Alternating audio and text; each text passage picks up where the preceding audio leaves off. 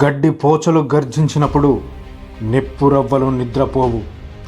అరాచకానికి ఆకాశమే హద్దైనప్పుడు నిప్పుల వానేదో పోరు విత్తనాలకు ప్రారంభిస్తుంది. అన్యాయాన్ని సహిస్తున్న గడ్డపై ఇంక్విలాబ్ జిందాబాద్ అని గర్జిస్తుంది. అలా గర్జించిన విప్లవ పోరు కొదమసింహం కామ్రేడ్ షాహిద్ భగత్ సింగ్. రవి అస్తమించని బ్రిటిష్ సామ్రాజ్యవాదుల కబంధ హస్తాలలో బానిసలుగా మగ్గుతున్న కోట్లాది మంది భారతీయుల దాస్య శృంఖలాలను తెంచడానికి పుట్టిన వీర కిషోరం. నూనూగు మీసాల వయసులోనే ఉరి కొయ్యంలో ముద్దాడిన విప్లవ పోరుకెరటం. భరతమాత నుదుటిపై నెత్తుటి తిలకం దిద్దిన ఎర్రని సింధూరం. ఈ సింధూరం నేలకు రాలి మార్చి 23 నాటికి సరిగ్గా 93 సంవత్సరాలు కావస్తున్నది. అయినప్పటికీ ప్రతి భారతీయుని గుండెల్లో ఒక విప్లవ ధృవతారగా, వెన్నుచూపని వీరుడిగా చెరగని ముద్ర వేసి సజీవంగా నేటికి బ్రతికే ఉన్నాడు. భారతదేశంలో నిత్య యవ్వన విప్లవకారుడిగా కీర్తి గడిస్తూనే ఉన్నాడు. ఆయన చేసిన నినాదం ఇంక్విలాబ్ జిందాబాద్, విప్లవం వర్ధిల్లాలి. నేటికి ప్రతి భారతీయుని నరనరాల్లో నెత్తురు ప్రవాహమై పదనెక్కుతుందంటే అతిశయోక్తి కాదు. ఇలాంటి అరుదైన విప్లవ కామ్రేడ్ జీవిత చరిత్ర గురించి ప్రతి భారతీయుడు తెలుసుకోవాల్సిన అవసరం ఎంతైనా ఉంది. అయితే ఒకసారి చరిత్ర పుటల్లోకి వెళ్ళి చూద్దాం. పంజాబ్లోని లయపూర్ జిల్లా ఖత్కర్ కలాన్ అనే మారుమూల గ్రామంలో కిషన్ సింగ్, విద్యావతి అనే దంపతులు నివసించేవారు. కొన్ని సంవత్సరాలకు విద్యావతి గర్భం దాల్చింది. 1907 సెప్టెంబర్ 28వ రోజున భగత్ సింగ్కు పొరుడు పోసింది. భారతదేశానికి ఒక నూతన విప్లవ పోరాట తొలిపొద్దును అంకితమిచ్చింది. భగత్ సింగ్కి 3 సంవత్సరాల వయసులో ఉన్నప్పుడు తన తండ్రి కిషన్ సింగ్ భగత్ను ఎత్తుకొని తన స్నేహితుడు నందకిషోర్తో కలిసి కొత్తగా వేసుకున్న తోటను చూడటానికి వెళ్తారు. అక్కడ భగత్ సరదాగా ఆడుకుంటూ పక్కనే ఉన్న పొలంలోకి దిగి తన చిట్టి చేతులతోటి ఒక్కొక్క మొక్కను నాటుతున్నాడు. అది గమనించిన తన తండ్రి, భగత్ అక్కడ ఏం చేస్తున్నావు అని ప్రశ్నించగానే భగత్ ఇలా సమాధానమిచ్చాడు, తుపాకులు నాటుతున్నా నాన్నా అని. ఆ మాటలు విన్న కిషన్ సింగ్ ఆశ్చర్యానికి గురైనాడు. ముఖ్యంగా భగత్ సింగ్ కుటుంబం మొత్తం సోషలిస్టు భావాలు కలవారు. వారంతా స్వాతంత్ర సంగ్రామంలో పెద్ద ఎత్తున ఉద్యమాలు చేస్తున్న నాయకులు. అలా తన కుటుంబ ప్రభావం కూడా భగత్పై పడింది. తన బాబాయ్ అజిత్ సింగ్ బ్రిటిష్ వాళ్లకు వ్యతిరేకంగా హింసాయుత చర్యలకు పాల్పడుతున్నాడని నిఘా వేయడంతో అజిత్ సింగ్ అజ్ఞాతంలో ఉంటూ తన కార్యకలాపాలను ముందుకు నడిపించేవాడు. అజిత్ సింగ్ భార్య హర్నమ్ కౌర్ నిత్యం తన భర్తను గుర్తుకు తెచ్చుకుంటూ ఏడుస్తూ ఉండేది. అది చూసి చలించిన భగత్ తన దగ్గరకు వెళ్ళి, పిన్ని నువ్వు ఏడవద్దు, ఎన్ని రోజులకైనా ఆంగ్లేయులపై పగ తీర్చుకుంటాను అని తన 4 సంవత్సరాల వయసులోనే ప్రతిజ్ఞ చేసేవాడు. ఈ క్రమంలోనే భగత్ తన జీవితంలో కొన్ని సంఘటనలు బలమైన మార్పుకు కారణమయ్యాయి. వాటిలో జలియన్ వాలాబాగ్ దుర్ఘటన ఒకటి. ఈ సంఘటన జరిగినప్పుడు భగత్ సింగ్కి సరిగ్గా 12 సంవత్సరాల వయసు ఉంటుంది. 1919 ఏప్రిల్ 13న పంజాబ్ నాయకులు డాక్టర్ సత్యపాల్, డాక్టర్ సైఫుద్దీన్ కిచ్లను బ్రిటిష్ వారు అరెస్ట్ చేశారు. దీనికి నిరసనగా పంజాబ్లోని అమృత్సర్ పట్టణంలో జలియన్ వాలాబాగ్ పురాతన బంగ్లాలో లాల్ హన్స్రాజ్ అధ్యక్షన వేలాది మందిని సమీకరించి ఒక సభను ఏర్పాటు చేశారు. ఆ సభను ఉద్దేశించి హన్స్రాజ్ మాట్లాడుతున్న సమయంలో చడి చప్పుడు కాకుండా, ఎలాంటి హెచ్చరికలు జారీ చేయకుండా అప్పటి Punjab lieutenant governor general Dyer అనే బ్రిటిష్ అధికారి వందలాది మంది బ్రిటిష్ పోలీస్ బలగాలతో మోహరించి ప్రహరీ గోడను చుట్టుముట్టి తుపాకులను ఎక్కుపెట్టి విచక్షణ రహితంగా కాల్పులు జరిపారు. ఈ కాల్పుల్లో వందలాది మంది భారతీయులు నేలకొరిగారు. వేలాది మంది క్షతగాత్రులైనారు. ఆ నేల మొత్తం నెత్తుడితో తడిసి ముద్దై శవాల గడ్డగా మారింది. ఈ సంఘటన భగత్ సింగ్ను చాలా తీవ్రంగా కలిచివేసింది. భగత్ కొన్ని రోజుల తర్వాత ఒక్కడే ఒంటరిగా జలియన్ వాలాబాగ్ కాల్పులు జరిగిన ప్రదేశానికి వెళ్ళి తన వెంట తెచ్చుకున్న ఒక ఖాళీ సీసాలో కొంత మట్టిని నింపుకొని ఇంటికొచ్చాడు. ప్రతిరోజు నిద్ర లేవగానే ఆ సీసాలోని మట్టిని దీర్ఘంగా పరిశీలిస్తుండేవాడు. అది గమనించిన తన సోదరి ఒకసారి ఇలా అడిగింది, భగత్, ఆ మట్టిలో ఏముంది? ప్రతిరోజు ఉదయాన్నే ఎందుకు చూస్తున్నావు? భగత్ ఇలా అన్నాడు, అక్క, ఇది మీ దృష్టిలో కేవలం మట్టిలా కనపడవచ్చు, కానీ నాకు మాత్రం మండుతున్న వీరుల చితిమంటలు కానొస్తున్నాయి. వారి ఆర్తనాదాలు వినిపిస్తున్నాయి. ఇది చూసినప్పుడల్లా నాలో ప్రతీకార జ్వాలలు రగిలి బ్రిటిష్ వాడిపై పగ తీర్చుకోవాలనే కోరిక నాలో మరింత బలపడాలి. ఈ దాష్టికానికి కారకులైన ప్రతి బ్రిటిష్ వాడు మూల్యం చెల్లించే వరకు నా బాధ్యత నాకు గుర్తుకు రావాలని సమాధానమిస్తాడు. అలా సమాధానం విన్న తన సోదరి నివ్వెరబోయింది.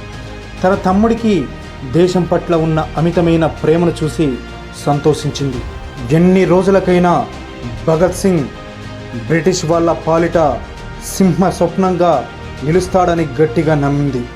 కొంతకాలానికి 1920 ఆగస్టు 1న గాంధీజీ సహాయ నిరాకరణ ఉద్యమం చేపట్టాడు. ఈ ఉద్యమంలో విదేశీ వస్త్రాలను బహిష్కరించడం, వాటిని తగలబెట్టడం వంటి కార్యక్రమాలకు భగత్ సింగ్ ఆకర్షితుడైనాడు. తాను కూడా సహాయ నిరాకరణ ఉద్యమంలో భాగమైనాడు. ఈ ఉద్యమంలో భారతీయులందరూ ఒక్క తాటిపైకి వచ్చి జోరుగా ఉద్యమిస్తున్నారు. బ్రిటిష్ వాళ్లకు అప్పుడప్పుడే ఎదురుగాలులు వీస్తున్నాయి.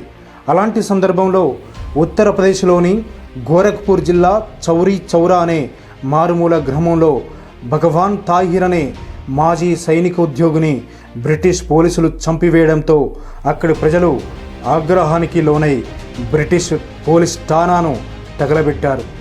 ఇందులో 22 మంది బ్రిటిష్ వారు చనిపోయారు. దీంతో గాంధీజీ సహాయ నిరాకరణ ఉద్యమాన్ని అర్ధాంతరంగా నిలిపివేస్తున్నట్లు ప్రకటించాడు. గాంధీజీ తీసుకున్న నిర్ణయాన్ని భగత్ జీర్ణించుకోలేకపోయాడు. అప్పటి వరకు గాంధీజీ బాటలో నడిచిన భగత్ తాను నడిచేది సరైన దారి కాదని గ్రహించాడు. గాంధీ నమ్మిన సిద్ధాంతాలు శాంతి, అహింస వల్ల స్వాతంత్ర్యం రాదని నిర్ణయానికి వచ్చాడు. దానికి విప్లవ ప్రతిఘటన, తిరుగుబాటే ప్రత్యామ్నాయ మార్గమని గట్టిగా నమ్మాడు. బ్రిటిష్ వాడు హింసాయుత చర్యలకు పాల్పడుతూ స్త్రీల మానాలను చెరుపుతుంటే, ఉద్యమకారుల ఊపిరిలను గాల్లో కలిపేస్తుంటే శాంతియుత మౌన ప్రదర్శనలు దేనికి అంటూ వాపోయాడు. బ్రిటిష్ వాడు మనపై బాంబులు వేసి మన ప్రాణాలను తీస్తుంటే మనం పూర్చల్లుతూ కూర్చుంటే లాభం లేదని, దానివల్ల స్వాతంత్రం రాదని, చర్యకు ప్రతిచర్య ధోరణే స్వాతంత్రం సాధించగలమని తన విశ్వాసాన్ని వ్యక్తపరిచేవాడు. అయితే అప్పటికే భగత్ సింగ్ నేషనల్ కాలేజీలో విద్యను అభ్యసించేవాడు. పెళ్లి చేసుకోవడం ఇష్టం లేక ఇల్లు విడిచి పారిపోయి నవజవాన్ భారత్ సభలో చేరాడు. కొంతకాలానికి హిందుస్థాన్ గణతంత్ర సంఘం HRAలో సభ్యుడిగా భగత్ చేరాడు. చేరిన అనతి కాలంలోనే పలువురి విప్లవకారులు యువత దృష్టిని ఆకర్షించాడు. క్రమేపీ HRAకు నాయకత్వ బాధ్యతలను చేపట్టాడు. HRAను హిందుస్థాన్ సోషలిస్ట్ గణతంత్ర సంఘంగా HSRAగా మార్చాడు. భగత్ సింగ్ ఇంతలా నాయకత్వ లక్షణాలను అలవర్చుకోవడానికి లాలా లజపతి రాయ్ గారు ఒకరు. లజపతి రాయ్ గారు అప్పటికే పంజాబ్లోని ఎందరో యువకులను స్వాతంత్ర్య సంగ్రామం వైపు మళ్లించిన పోరాట గనుడు.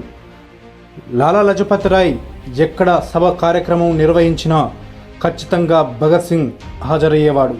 క్రమేపీ అతనిని తన గురువుగా భావించాడు. అయితే బ్రిటిష్ వాళ్ళు 1927లో సర్ జాన్ సైమన్ నేతృత్వంలో భారతదేశంలో నెలకొన్న రాజకీయ పరిస్థితులను పరిశీలించడానికి సైమన్ కమిషన్ వేశారు. ఈ కమిషన్లో అందరూ శ్వేత జాతీయులే. దీంతో దేశవ్యాప్తంగా ఈ కమిషన్ను వ్యతిరేకిస్తూ ప్రజలు నిరసన ప్రదర్శనలు చేపట్టారు. 1928లో పంజాబ్లోని లాహోర్కు సైమన్ కమిషన్ వచ్చినప్పుడు లాలా లజపతి రాయ్ నేతృత్వంలో వందలాది మంది ఉద్యమకారులతో కలిసి సైమన్ గో బ్యాక్ అంటూ వ్యతిరేక నినాదాలిస్తూ ర్యాలీ చేపట్టాడు.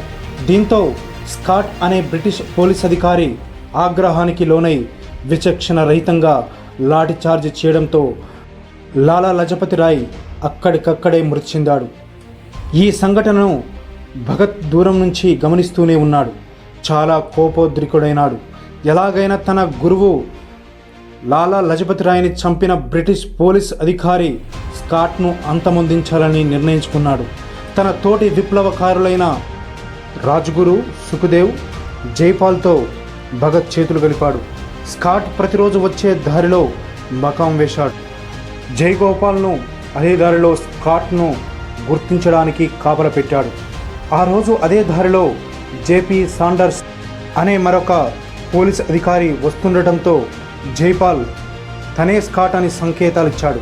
పొరపాటున స్కాట్ అనుకొని సాండర్స్ను చంపారు. వెంటనే పోలీసుల కంటపడకుండా అజ్ఞాతంలోకి వెళ్ళిపోయారు. అంతకుముందే భగత్ సింగ్ నాస్తికుడిగా మారాడు కాబట్టి ఎవరు గుర్తుపట్టకుండా ఉండటానికి తన సిక్కుమత సాంప్రదాయాలను ఉల్లంఘిస్తూ గడ్డం మీసాలు తీసేశాడు. ఇది జరిగిన కొన్ని నెలలకు బ్రిటిష్ అసెంబ్లీలో బాంబు వేయాలని హెచ్ఎస్ఆర్ఏ సంఘం వ్యూహరచన చేసింది. భగత్ సింగ్ను బాంబు పేలుడుకు ప్రయత్నించకూడదని మరో విప్లవకారుడు చంద్రశేఖర్ ఆజాద్ అడ్డుకున్నాడు. అయినప్పటికీ భగత్ సింగ్ వినకుండా బాంబు దాడి చేయడానికి తనకు తోడుగా బటుకేశ్వర్ దత్తును ఎంచుకున్నాడు. భవిష్యత్తు పరిణామాలను అంచనా వేసుకున్నాడు. ఇక 1929 ఏప్రిల్ 8వ రోజున అసెంబ్లీలో సభ్యులందరూ ప్రశాంతంగా సభను నిర్వహించుకుంటున్నారు. భగత్ సింగ్ లాంటి అతివాద విప్లవకారులను మరింత నిర్బంధం చేయడానికి, వారి కార్యకలాపాలను నియంత్రించడానికి ప్రత్యేక శాసనం కింద కఠినమైన చట్టాలను ఆమోదించబోతున్నారు. అలాంటి సమయంలో భగత్, బటుకేశ్వర్ దత్తులు బాంబులు విసిరారు. తమ చేతిలో ఉన్న తుపాకులతో గాల్లో కాల్పులు జరుపుతూ ఇంక్విలాబ్ జిందాబాద్, సామ్రాజ్యవాదం నశించాలి అంటూ నినదించారు. వీళ్ళ చర్య వల్ల బ్రిటిష్ వాళ్ళ వెన్నులో వణుకు పుట్టింది. భయభ్రాంతులకు లోనయ్యారు. అక్కడున్న బ్రిటిష్ పోలీసులు భయపడుతూనే అరెస్టు చేశారు. ఈ బాంబు దాడిలో ఎలాంటి ప్రాణహాని, గాయాలు కాలేదు. తరువాత భగత్ సింగ్, బటుకేశ్వర్ దత్తులు జైలు గోడల మధ్య శిక్ష అనుభవిస్తున్న తరుణంలో రాజకీయ ఖైదీల హక్కుల కొరకు భగత్ 63 రోజుల పాటు నిరాహార దీక్ష చేశాడు. బ్రిటిష్ వాళ్ళు ఎన్ని చిత్రహింసలు పెట్టినా ధైర్యంగా ముందుకు సాగాడు. ఈ సంఘటనలన్నిటినీ వార్తాపత్రికలు చిత్రీకరించేవి. దీంతో ఒక్కసారిగా భారతదేశ వ్యాప్తంగా భగత్ సింగ్ పేరు మారుమోగిపోయింది. విపరీతమైన మద్దతు లభించింది. అప్పటికే ఖైదీగా ఉన్న భగత్పై వివిధ కోణాల్లో విచారణ చేపట్టారు. ఆ క్రమంలో అసెంబ్లీ హాల్లో భగత్ సింగ్ పేల్చిన బుల్లెట్స్, సాండర్స్ని చంపిన బుల్లెట్స్ ఒకటే అని గుర్తించారు. భగత్ను హంతకుడిగా గ్రహించి విచారణ మరింత వేగవంతంగా చేశారు. కొద్ది రోజుల్లోనే రాజ్గురు, సుఖదేవులను కూడా అరెస్టు చేసి సాండర్స్ హత్యలో భాగస్వామ్యులని నిర్ధారణకొచ్చారు. 1930లో భగత్ సింగ్, రాజ్గురు, సుఖదేవులపై పూర్తి విచారణ జరిపి హత్య కేసులో ప్రధాన నిందితుడిగా 50 పేజీల పత్రాలను బ్రిటిష్ కోర్టులో ప్రవేశపెట్టారు. చివరికి వీరిని హంతకులుగా భావిస్తూ ఉరిశిక్ష విధిస్తున్నట్లు కోర్టు తీర్పునిచ్చింది. ఈ తీర్పు విన్న భారతీయులు ఒక్కసారిగా ఉలిక్కిపడ్డారు. తమ నాయకుడిని ఉరి తీయొద్దంటూ వీధి వీధిన నిరసన జ్వాలలు చేపట్టారు. అప్పటికే భారతదేశంలో భగత్ సింగ్ గొప్ప విప్లవకారుడిగా, షాహిద్ భగత్ సింగ్గా కోట్లాది మందికి నాయకుడిగా ఒక వెలుగు వెలుగుతున్నాడు. ఈ క్రమంలోనే 1931 మార్చి 5న గాంధీ, ఇర్విన్ మధ్య ఒప్పంద చర్చలు జరిగాయి. ఈ ఒప్పందంలో ప్రభుత్వం రాజకీయ ఖైదీలందరినీ విడిచిపెట్టడానికి అంగీకరించింది. కానీ ఈ ముగ్గురు విప్లవకారుల ఉరిశిక్షపై ఎలాంటి ప్రకటన చేయలేదు. దీంతో ప్రజలు మరింత ఆగ్రహానికి లోనై నిరసనలు మరింత తీవ్రతరం చేశారు. భగత్ సింగ్కు రోజురోజుకు మరింత మద్దతు లభించడంతో 1931 మార్చి 24వ తేదీన ఉదయాన్నే ఉరి తీయాలని నిర్ణయానికి వచ్చారు. కొన్ని కారణాల వల్ల బ్రిటిష్ అధికారులు తమ నిర్ణయాన్ని మార్చి 23వ తేదీన రాత్రి సమయంలో ఉరి తీయాలని భావించారు. ఇక బ్రిటిష్ అధికారులు తమ కార్యక్రమాలను సిద్ధం చేసుకున్నారు. ఈ విషయం తెలియని భగత్ ఒంటరిగా జైల్లో కూర్చొని నిశ్శబ్దమైన వాతావరణంలో రష్యన్ విప్లవకారుడు లెనిన్ గురించి పుస్తకం చదువుతున్నాడు. చివరికి 2 పేజీలు మాత్రమే మిగిలి ఉన్నాయి. అంతలోనే ఒక బ్రిటిష్ అధికారి భగత్ దగ్గరికి వచ్చాడు. భగత్ సింగ్, నిన్ను ఉరితీయబోతున్నాం, బయటికి రా అని పిలిచాడు. అప్పుడు భగత్ సింగ్ తన గంభీరమైన స్వరంతో ఎంతో ధైర్యంగా తన వైపు చూసి అలా అన్నాడు. ఒక విప్లవకారుడు మరొక విప్లవకారునితో మాట్లాడుతున్నాడు. 2 నిమిషాలు ఆగు అని సమాధానమిస్తాడు. ఇక మిగిలిన పేజీలను చదవడం పూర్తి చేశాడు. వెంటనే వెళ్దాం పద అంటూ పెదాలపై చిరునవ్వుతో ముందుకు సాగాడు. భగత్ సింగ్ ధైర్యాన్ని చూసిన బ్రిటిష్ అధికారి ఆశ్చర్యానికి లోనయ్యాడు. అంతలో తనతో పాటు తోటి మిత్రుడు రాజ్గురు సుఖదేవులను కూడా తమ జైలు గదుల నుండి బ్రిటిష్ పోలీసులు తీసుకెళ్తున్నారు. తమ చుట్టూ జైల్లో ఉన్న ఖైదీలు విషయాన్ని గ్రహించి ఇంక్విలాబ్ జిందాబాద్, సామ్రాజ్యవాదం నశించాలి, అమర హై భగత్ సింగ్, రాజ్గురు సుఖదేవ్ అంటూ దిక్కులు ప్రకటిల్లేలా నినాదాలు చేస్తున్నారు. సరిగ్గా 1931 ఏప్రిల్ 23 రాత్రి 7 గంటల సమయంలో 3 విప్లవ పోరు కొదమసింహాలను ఉరి కొయ్యలకు బిగించి ఊరితీశారు. ఉరి కొయ్యలకు వేలాడుతున్న వీరుల మృతదేహాలపై కాల్పులు జరిపారు. తర్వాత వారి దేహాలను గోనె సంచుల్లో మూటగట్టి దొంగదారి వెంట సట్లెజ్ నదికి తీసుకొచ్చారు. చితిని పేర్చి నిప్పంటించారు. విప్లవకారులను అంతమొందించామని చిందులేస్తున్నారు. దూరం నుంచెల్లి కొంతమంది యువకులు గమనించడంతో వీరి దేహాలను గుర్తుపడతారని కాలని దేహాలను సట్లెజ్ నదిలో వదిలేసి వెళ్ళారు. ఆ యువకులు వీరుల దేహాలను బయటకు తీసుకొచ్చి మళ్ళీ అంత్యక్రియలు జరిపినారు. మరుసటి రోజు ఈ విషయం భారతదేశ నలుమూలలా తెలిసిపోయింది. భారతదేశం మొత్తం అట్టుడికిపోయింది.